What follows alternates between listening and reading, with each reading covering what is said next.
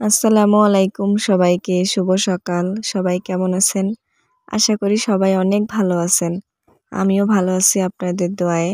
আর এখন তো শীত, কুয়াশা অনেক পড়ছে আর এখন আপনার সকাল বাজে 7:30। তো এখন আমি রান্না করব আপনার কচুরমুখী দিয়ে আর ইলিশ মাছ। তো এখানে কচুরমুখী আর এখানে আপনার ইলিশ মাছটা রেখেছি। একটা কেটে আপনার ভেজেছি আর একটা রেখে দিছি। তো এখন এটাকে সুন্দর করে কেটে আমি ধুয়ে পরিষ্কার করে নিব।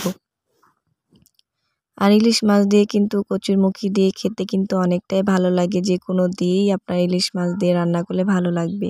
আর এই তো দেখতেই পাচ্ছেন এখানে ইলিশ মাছ আমি কেটে পরিষ্কার করে নিয়েছি। আর এখানে আপনার কচুরমুখী, তো এটাও কিন্তু সুন্দর করে কেটে ধুয়ে নিয়েছি। আর হালকা একটু গরম পানি দিয়ে আপনার ধুয়ে নিয়েছিলাম ওইটাকে। তো আপনারা চাইলে আপনারা গরম পানি দিয়ে একটু ধুয়ে নিতে পারেন। আর এই তো এখানে দেখতে পাচ্ছেন মাটির চুলায় এক হাঁড়িতে ভাত বসিয়ে দিয়েছে আর এখানে আপনার তরকারিটা বসাবে। আর মাটির চুলায় কিন্তু আপনার যে কোনো জিনিসের স্বাদটা কিন্তু আপনার একটু দ্বিগুণ বেড়ে যায়। আর এই তো দেখতে পাচ্ছেন আজকে আপনার সরিষার তেল দিয়ে রান্না করা হবে। আর সরিষার তেল দিয়ে রান্না করলে যাদের গ্যাস্ট্রিক আছে তো তাদের কিন্তু আপনার অনেক উপকার হয়। আর এখানে দেখতে পাচ্ছেন পেঁয়াজ কুচি, তো এটাও কিন্তু আমি তেলের ভিতর দিয়ে দিলাম।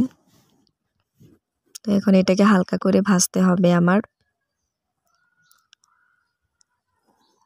আর মাটির চুলায় রান্না করা যায় আপনার সবকিছু দিয়ে, খড়ি দিয়েও রান্না করা যায়, তারপরে পাতা দিয়েও রান্না করা যায়, যে কোনো জিনিস দিয়ে রান্না করা যায়।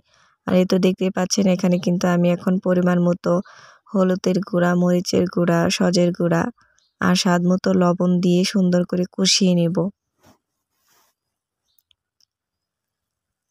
আর এই তো দেখতে পাচ্ছেন আমি কিন্তু মরিচের গুঁড়াটা একটু আমি কমিয়ে দিছি, বেশি ঝাল দেব না। মশলাকে ভালোভাবে সুন্দর করে আমার কষিয়ে নিতে হবে। আর এই তো দেখতেই পাচ্ছেন স্বাদ মতো লবণ দিয়ে দিলাম। লবণটা বেশি হলে ভালো লাগবে না, পরবর্তীতে আবার দেওয়া যাবে। তো একটু কমিয়ে দিলাম। এখন এটাকে সুন্দর করে আমার কষিয়ে নিতে হবে। আর ঝোলের জন্য পরিমাণ মতো একটু পানি দিয়ে দিলাম, যাতে ঝোলটা সুন্দরভাবে একটু কষাতে পারি। আর আমার যে ধুয়ে রাখা যে মাছগুলো ছিল এটা আমি সুন্দর করে ঝোলে দিয়ে দিব। আজকে মূলত কষিয়ে রান্না করব। আর কষিয়ে রান্না করে খেলে কিন্তু দারুণ লাগে, যে কোনো স্বাদ আর যে কোনো তরকারি অনেকটাই ভালো লাগে। আর এই তো দেখতেই পাচ্ছেন আমি একটা একটা করে কিন্তু আমি সম্পূর্ণ মাছগুলো দিয়ে দিলাম কষানোর জন্য।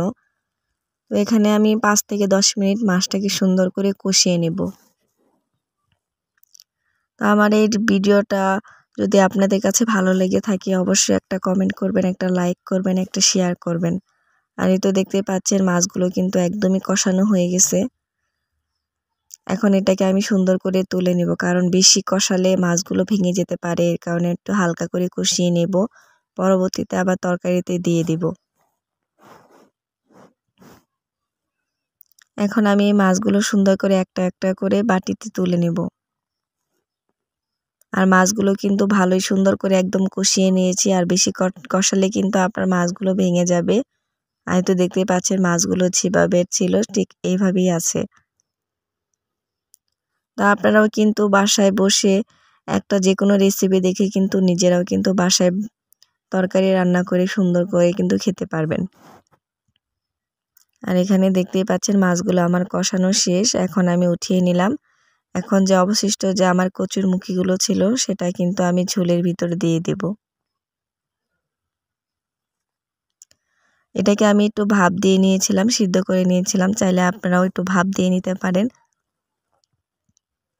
এখন এটাকে সুন্দর করে আমি নাড়াচাড়া দিয়ে নিচ্ছি, দেখতেই পাচ্ছেন। একটু ভাপে আপনার বসালে আপনার তরকারি বেশিক্ষণ সময় লাগে না হইতে। তো এখন আমি একটু ঢাকনা দিয়ে ঢেকে রাখলাম। তো আমার এই ভিডিওটা আপনাদের কাছে কেমন লাগছে অবশ্যই কিন্তু কমেন্ট করে বলবেন। আর এই তো আমি এখন একটু নাড়াচাড়া দিয়ে দিচ্ছি, আর ঝোলটা একদমই কিন্তু কমে গেছে, দেখতেই পাচ্ছেন। এখন আমি আরেকটু পরিমাণ মতো ঝোল দিয়ে আপনার কষাবো। তো ঝোলের পরিমাণটা আমি একটু কমিয়ে দিলাম, কারণ আমার মুখিটা একটু অর্ধেক সিদ্ধ করাই হয়ে গেছে। তো আমি এখন আবার একটু ঢাকনা দিয়ে সুন্দর করে ঢেকে নেব। আর এই তো দেখতে পাচ্ছেন তরকারি কিন্তু একদমই হয়ে গেছে, আর মাছগুলো আমি উপর দিয়ে দিয়ে দিলাম। তো আমার কিন্তু তরকারি একদম হয়ে গেছে, আর 5-10 মিনিট রাখলেই কিন্তু একদম তরকারি হয়ে যাবে। তখন আমি এটাকে নামিয়ে নেব। তো আমি কিন্তু অল্প কিছু উপকরণ দিয়ে কিন্তু খুব সহজেই কচুরমুখী দিয়ে ইলিশ মাছ দিয়ে রান্না করলাম।